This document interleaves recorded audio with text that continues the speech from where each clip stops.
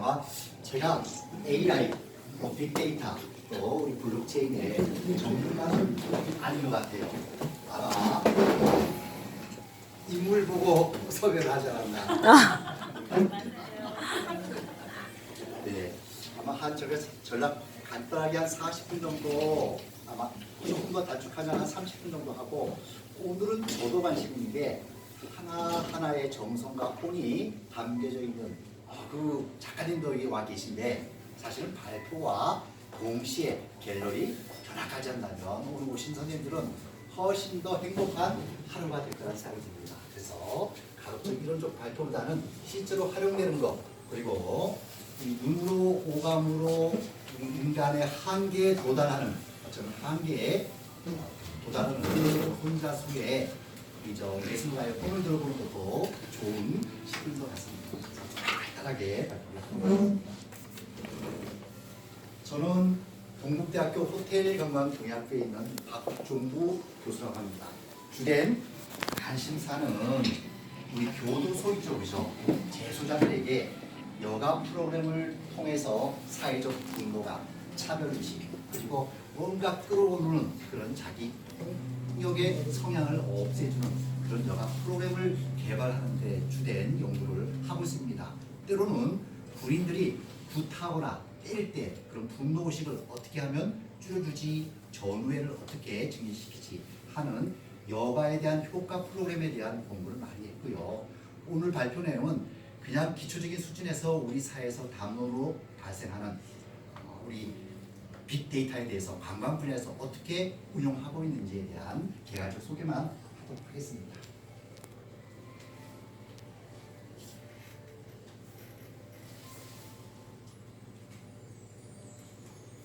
가장 중요한 건 우리 사회의 변화, 어떤 트렌드, 또 거기에 대해서 우리가 어떻게 대응할 건가. 저는 가장 중요한 건 인사이트라고 얘기합니다.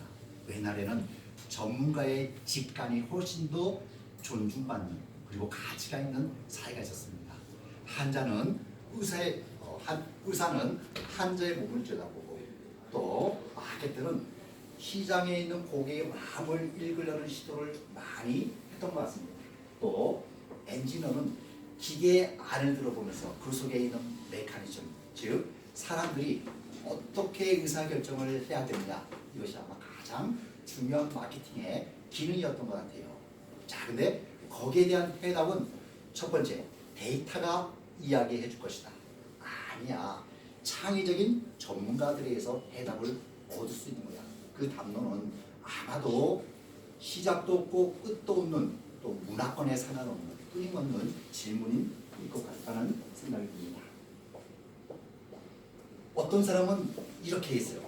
천재들에 의해서 5%의 세상은 만들어진다. 자, 가장 그 힘을 발휘하는 사람이 뉴턴입니다. 즉각적으로 세상의 패러다임을 바뀔 수 있는 중력의 원칙, 만류를 통해서 인간 세계뿐만 아니라 우주의 관점을 바꾼 사람입니다. 근데 그 사람의 내면을 들여다보면 나는 99분의 시행착오를 통해서 100번째 뭔가의 결론을 도달한 세계의 큰 변화를 이끌었다라고 합니다. 즉 인사이트도 즉각적인 사유의 마음을 통해서 얻어내는 것이 아니라 순환을 통해서, 끊임없는 실행과 반복을 통해서 획득되어지는 결과라고 볼 수 있을 것 같습니다. 다만 천재들도 끊임없는 아이들은 몰입의 힘에서 나온다. 아인슈타인이 했던 것 같아요. 세상에 직관 직통되는 만류의 원칙은 천재의 재능 플러스 몰입의 시간. 우리는 몰입을 두 가지 개념으로 생각합니다. 하나는 도전할 수 있는 의지, 그리고 그 도전을 극복해낼 수 있는 전문 수지. 그러면 이 두 가지 요소를 다 갖고 있는 요소가 무엇일까? 제가 이런 고민을 해봤습니다. 최근에는 대세, 또 우리 사회의 대부분 어느 정도 공감대를 이루고 있는 건 세상의 데이터는 사람의 인식보다 훨씬 더 정확하다. 데이터는 거짓말을 하지 않는다. 데이터는 정직하다. 다만 그것을 해석하는 사람의 도덕성과 그 사람이 갖고 있는 사회적 공감에 틀어져 있다. 이런 얘기를 하고 있는 분이 있더라고요 보니까. 그분이 쓴 책이 세상을 읽는 새로운 언어 또 삶까지 바꿔준다라고 이야기를 하네요 보니까. 그래서 이분이 조성준 교수님께서는 세상은 숫자를 통해서 읽어보는 것이 훨씬 더 정직하다. 왜곡되지 않는다. 그 숫자는 많은 흐름을 오히려 더 많이 제공한다라고 책에 서술을 좀 있습니다. 우리 선생님들, 우리 학생들, 이 영화는 어디서 나올까요? 간상. 예, 간상입니다. 자신의 운명을 개척하기도 하지만 타고난 운명론자의 주장도 되어 있는. 근데 이 영화 속에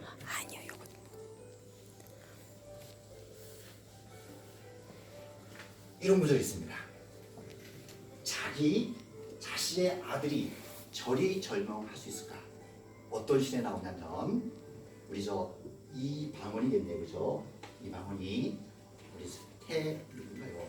이방원 종이겠네요, 그죠?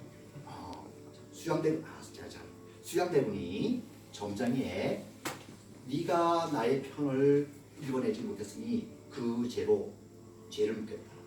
너에게 안 묻고 너의 아들에게 죽이잖아요. 그러면서 울고 울부짖는 이 간상 송강호에게 했단 말이에요. 야, 점쟁이가 저렇게 한참 자기 자식의 운명도 읽어내지 못하는데 어찌 조선 세계의 판도의 변화를 읽어낼 수 있냐. 제가 보니까 비양양입니다. 간상에 대한. 송강호 제일 끝장면에 이렇게 얘기합니다. 난 사람의 간상만 보았지 시대를 보지 못해서 솔직한 담론입니다. 제가 영상 하나를 갖고 왔는데 오늘 시청은 못하겠습니다. 네. 자, 우리 간상의 제일 마지막 장면은 자, 혹시 기억하시는 분이 있다면 한명회가 다시 돌아옵니다. 송광에게 이런 말을 했어요. 나는 살아생전 권세를 다 누리겠다. 근데 송광에게 당신은 목이 잘릴 운명이야. 그래서 한명회가 70 노구를 이끌어 와서 당신 틀려서 나는 70에 내일 모레면 죽을 거야. 그런데 내 목은 이렇게 붙어 있잖아. 당신은 오류와 실수투성이야. 자기 자식의 죽음 그리고 나에 대한 예측도 못했어. 게다가 왕이 누가 될 줄도 몰랐어. 간상은 틀려. 근데 한명회는 부간참시다. 죽었어. 자, 그러면서 송광했던 말이 있습니다. 나는 사람의 얼굴을 통해서 세상 만사를 다 읽어서 그때 예측력은 50%였어. 내가 놓친 건 파도 치는 시대의 흐름을 잃지 못했을 거야. 근데 그 파도는 바람이 일으키는 힘이어서 나는 늘 사람의 손 얼굴만 봤지만 파도를 통해서 세상을 예측하려고 했지만 결국 시대를 간통하는 바람의 힘을 잊지 못했어. 그런 구절로 끝이 납니다.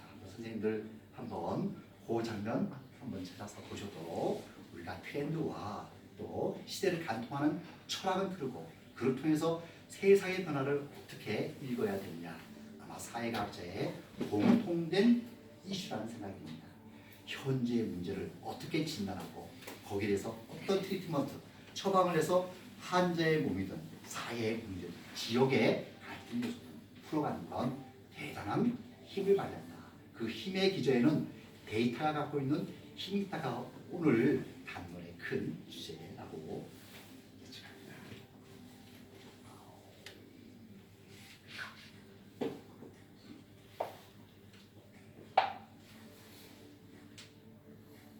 자, 제가 찾아보니 이런 분들이 있더라고요. 저도 오다 보지 모르는데요.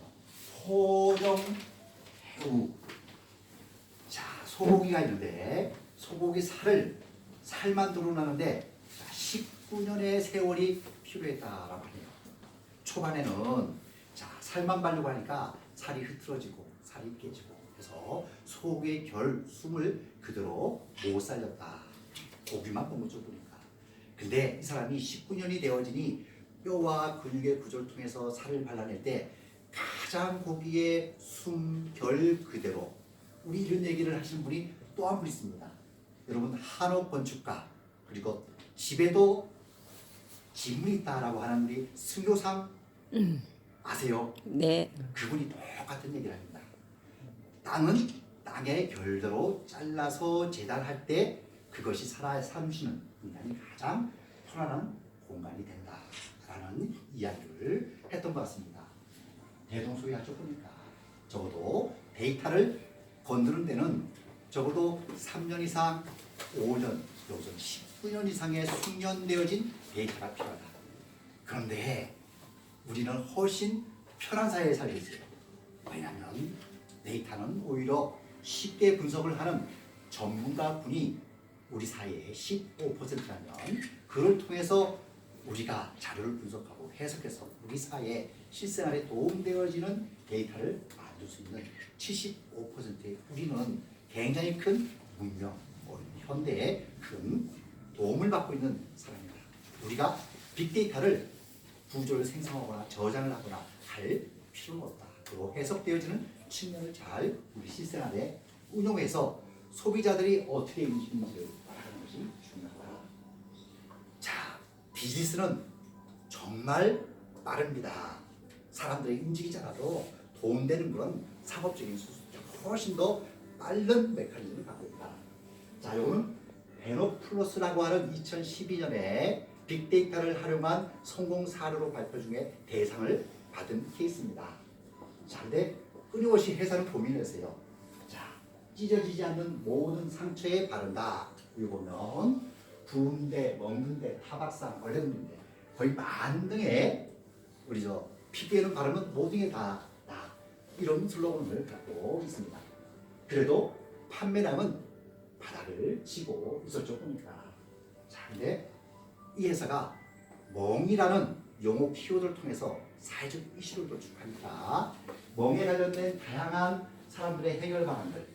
자, 근데 가장 많이 나온 건 결한찜을 통해서 하는 것이 자, 우리가 피부로 나오는 뭐 호랑이 연고 그리고 마데카 X 그리고 버츠비 뭐고 보다 훨씬 더 사람들이 실질적으로 처리할 수 있는 피부에 난린다라는 그런 데이터까지 얻어내서 야, 이거는 약의 재질, 효능의 문제가 아니구나. 오히려 어떻게 소비자의 마음을 읽어갔느냐 하는 쪽으로 접근을 했습니다. 그래서 여기서는 소비자에게 명확히 기억될 한 개의 키워드는 멍이다. 그러면 이 멍으로 되어진 피부를 선점할 수 있는 그런 키워드는 없구나라고 해서 자, 여기 보면 자, 멍을 가르칠 수 있는 밴드를 가르치고 그랬어요.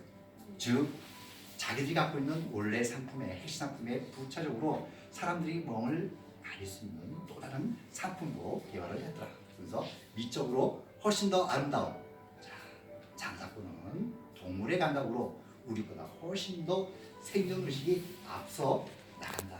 그러면 우리는 던지길 우리 학생들 특히 도시 행정을 담당하시는 분 또는 공공부문에 또는 어느 정도 사각에 있는 이런 학자분들이 과연 상업적인 사람들의 어떤 본만큼 따라갈까? 생존 이상의 서바이벌 빅데이터는 어마어마한 데이터의 용량이 이 세상에 흩어나갑니다. 자, 따라잡을 수가 없어요. 그러니까 오늘 평생교육이라는 측면도 굉장히 중요하다. 자, 근데 데이터가 많을 뿐만 아니라 우리는 페이크 뉴스, 가짜 뉴스도 그만큼 많이 남발되었습니다. 데이터는 수없이 많다. 오히려 이제는 유명인에 대해서 언급되죠. 이제는 뭐 원조 논란이 지나치게 많은 것처럼 원조 아닌 물건이 없는 것처럼 데이터는 수많은 종류를 갖고 있다고 합니다. 여기 보니까 인류 문명이 발생해서 2003년까지 발생한 데이터의 양보다 매 이틀 생겨나는 데이터가 훨씬 더 많다고 하네요.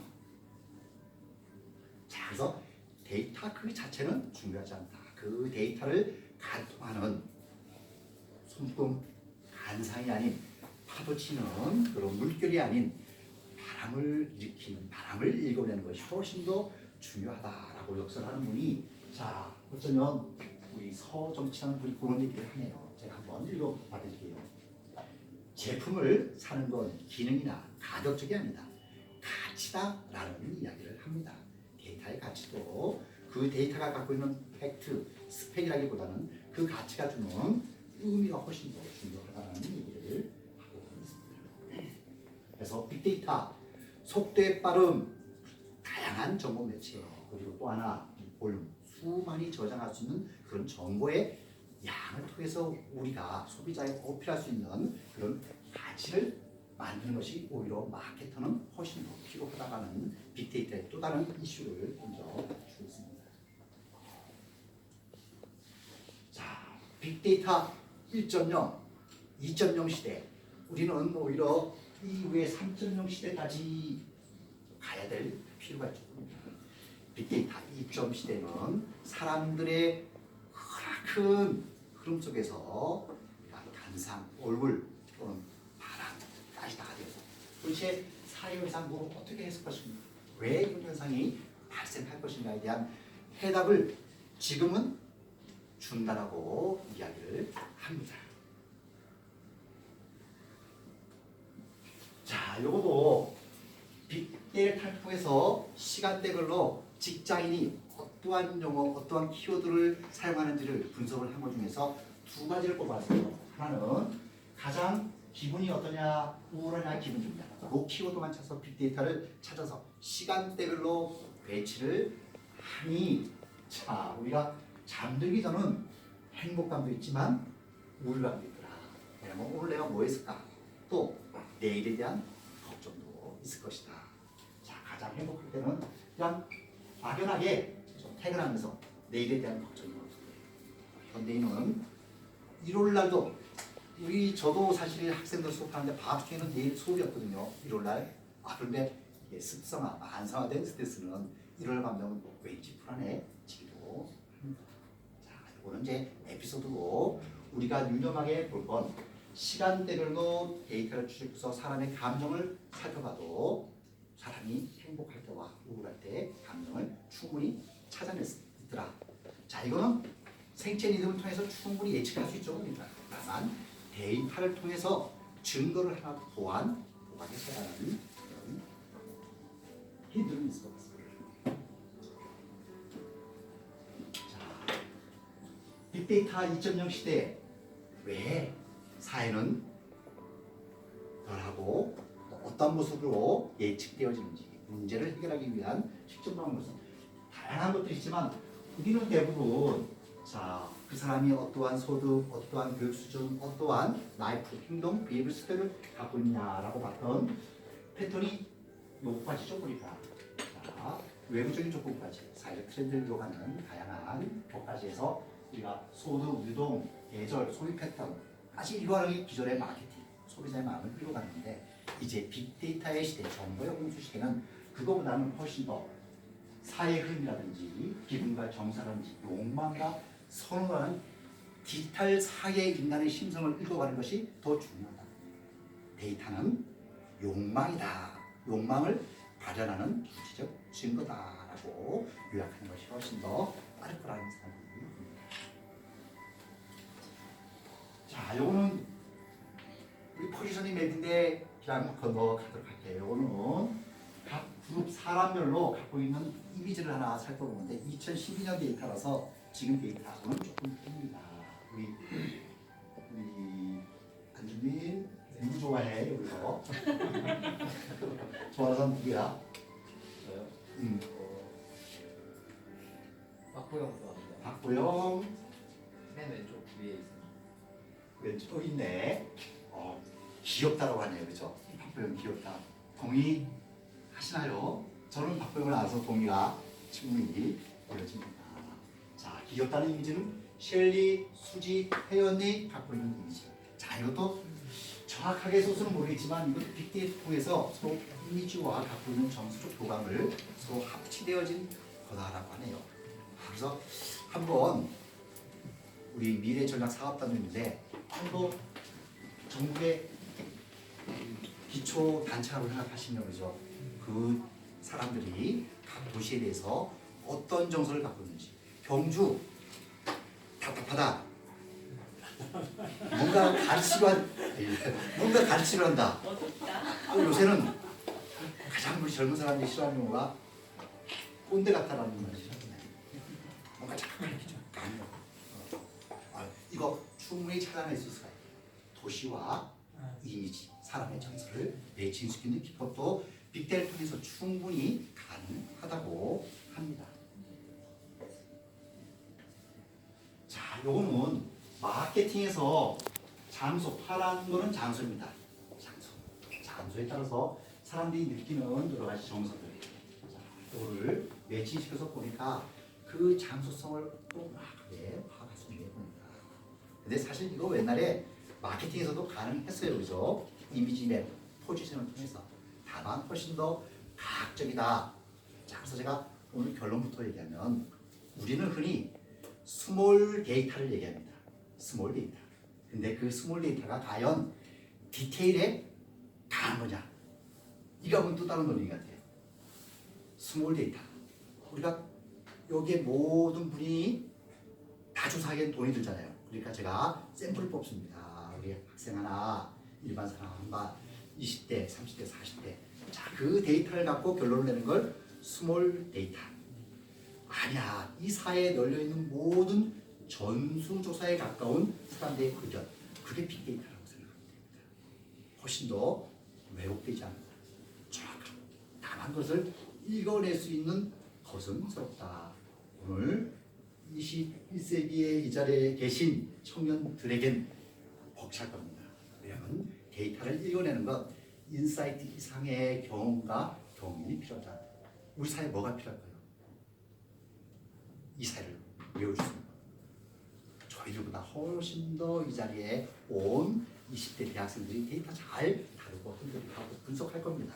근데 그 데이터로부터 가공된 사실부터 미래를 예측할 수 있는 건 또 다른 거다. 저는 그건 어른이 욕하죠. 우리 사회가 세대 간에, 지역 간에 갈등을 해결할 수 있는 또 다른 방안.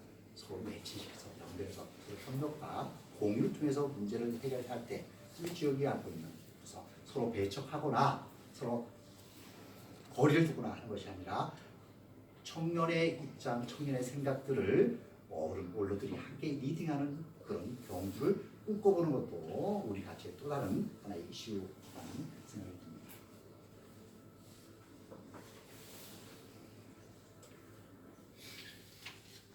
빅데이터를 갖고 여러 지자체가 경주보다 훨씬 앞서가는 것을 했더라고요. 자, 경주시 왜 많이 안 했을까? 제가 보니까 첫 번째 돈이 든다. 그래서 다른 지자체도 객관적 좋은 증거를 얻어낼 수 있으나 지나치게 돈이 많이 드니 주기별로 3년마다 하자. 그 대신 스몰 데이터는 1년마다 하자. 이런 얘기. 스몰 데이터와 빅데이터를 섞어서 동시에 진행하자라는 최종적인 제언들이 있다고 봅니다. 다만 다른 시도가 훨씬 더 빅데이터에 관련된 연구는 많이 하고 있다. 그 사례를 제가 말씀드리겠습니다.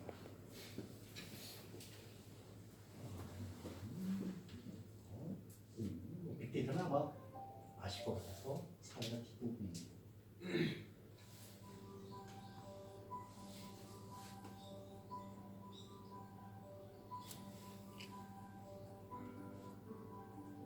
자, 이거는 제가 다 건너가도 될 것 같고 제가 철학적 관념만을 이야기를 할게요.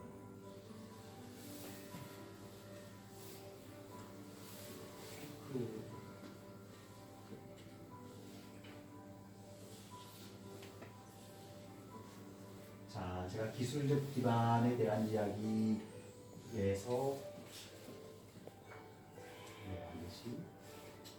이거 하나 생각해보면 선거 예측용만큼 돈 많이 들어가는, 돈 많이 버는 여론조사 기관이 없는 것 같아요. 그죠? 선거 예측은 대부분 맞다라고 얘기했는데 그 당시에 누구나 다 우리 2016년에 우리 힐러리 클린턴이 대통령에 당선될 것이다. 모든 사람이 그렇게 믿었습니다. 공화당도 그렇게 믿었다. 근데 실질적으로 구글에 등장인물 거의 일정 시점에 대해서 훨씬 더 우리 트럼프의 지지율이 훨씬 높아요. 데이터에서 사람들은 훨씬 더 클린턴에 대한 정책 우리 에 대해서 의료복지 시스템이든 또는 우리 다문화에 대한 포용적을 할 때 실제로 드러나지 않는 그런 여론상에 왜 그럴까 하면 나 클린턴을 지지해 그러면 저 보수네 또 클린턴을 죄송합니다 트럼프를 지지하면 보수네 뭔가 낙인이 찍힌다든지 또는 같은 흑인에도 같은 흑인이 수입한 멕시칸이 이렇게 들어온 것에 대해서 반대할 것 같아요, 찬성할 것 같아요. 미국에 들어와 있는 멕시칸들은 힐러리가 새로운 다문화 정책을 펴서 그 지역에 국경을 넘어서 오는 사람들을 오히려 반대라는 겉으로는 얘기 못하죠. 겉으로는 내 입장이 그렇기 때문에 자 그와 같은 증거를 찾아내는 게 실질적으로 집에 앉아서 컴퓨터 뛰면서 정보를 훨씬 많이 줍니다. 이야기상에서는 나는 클린턴이 더 힐러리가 더 좋을 수도 있어 라는 이야기가 구체적으로 데이터는 정답을 얘기해 준다 라는 사회로 이야기가 되는 케이스입니다.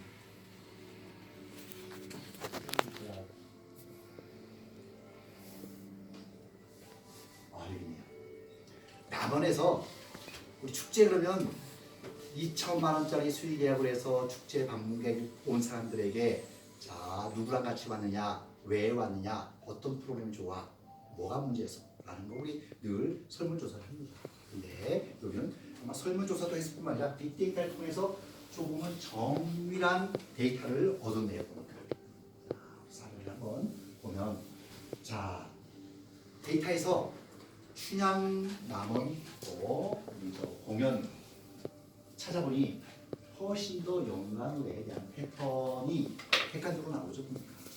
그래서 아까 스몰 데이터는 온 사람에 대해서 뭐하냐면 이것은 인터넷상에서 떠도는 이미지에 대해서 훨씬 더 객관적인 데이터를 갖고 정책 수립의 기초로 삼았겠죠 봅니다. 자 여기 보면 우리 남원 예촌에 대해서 해마다 나오는 그 키워드도 나와 있더라. 대부분 여기서 본 큰 변화는 없지만 새롭게 등장하는 소비자가 원하는 자 이것은 소비자로 설문을 조사 통해서 얻은 것이 아니고 온라인에서 SNS 상에서 또는 다양한 정보를 통해서 취합한 정보입니다. 전라남도 자 SNS 기반의 관광 키워드를 통해서 소비자를 읽어보고 거기에 따라 상품 또는 관광 정책의 기본 수립을 하는 거에 대해서 분석을 했습니다. 그래서 나온 거, 자 사람들이 전라남도에 오는 이유, 아까 제가 장소와 감성을 매칭시켜 주는 걸 제가 얘기했던 것처럼 마찬가지로, 자 전라도에 오는 사람들, 전라도에 오는 사람들 왜 올까? 자를 혼자 여행, 산악 등반해서 등장하는 배경을 감정을 매칭시켜 줍니다. 하나의 장소에 여러 가지 정서를 합칠 때 훨씬 더 객관화된 정보를 얻을 수 있다는 것 같습니다. 기타 연구, 그래서 키워드를 통해서 왜 전남의 사람들이 오는지 정서를 읽어내는 자, 이거 보면 키워드 통해서 자연경관, 체험, 문화시설, 역사관광 치고 등장하는 용어의 대를 보니 가장 많은 빈도를 나타내는 건 대둔산, 대둔산이 전남도의 역사적인 그런 목을 갖고 있구나 라는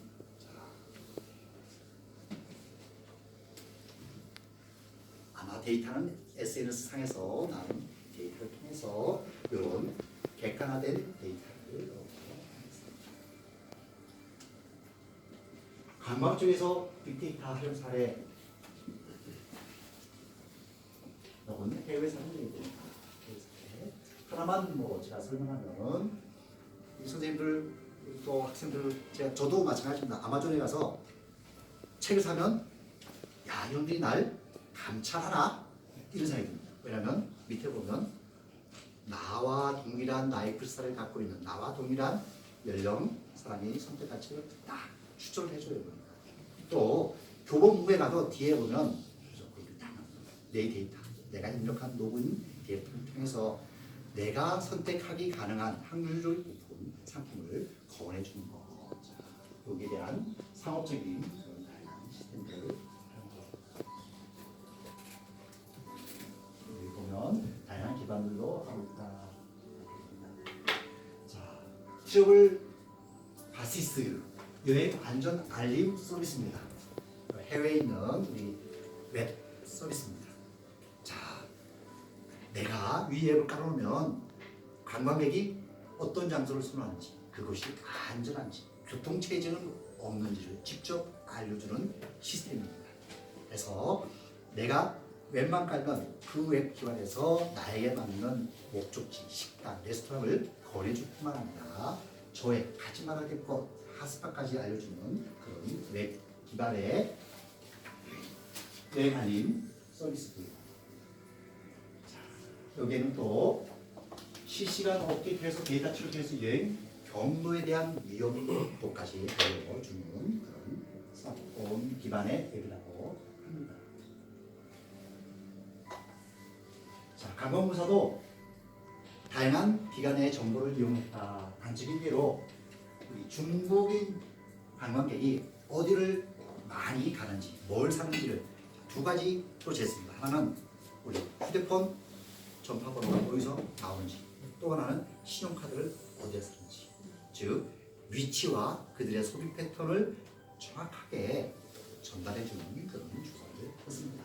그래서 이거는 우리가 세다리에 통해서 사람들이 어디로 이동하는지 동로를 파악하고 또 신용카드를 쓰는 것에 따라서 뭘 구매하는지를 정확한 데이터를 이용했다.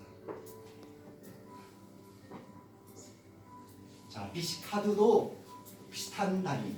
제가 보니까 어디서 사람들이 소비를 많이 하고 어떤 패턴을 갖고 있느냐, 소비자의 의사결정이라고 할 수 있는 누가 어디서 무엇을 어떻게까지도 구체적인 데이터를 통해서 분석해 낼 수 있는 자료를 주고 있습니다. 트립 어드바이저, 책 사는 거와 똑같습니다. 들어가서 내가 가고 싶은 곳을 취하면 거기에 따른 호텔, 레스토랑, 음식 또는 where to go, 어디를 가야 되는지, 가서 뭘 해야 되는지까지도 구체적으로 알려주는 그런. 자, 결론 내겠습니다. 다양한 사례가 나왔는데 제가 보니까 이거보다 훨씬 더 진보되어진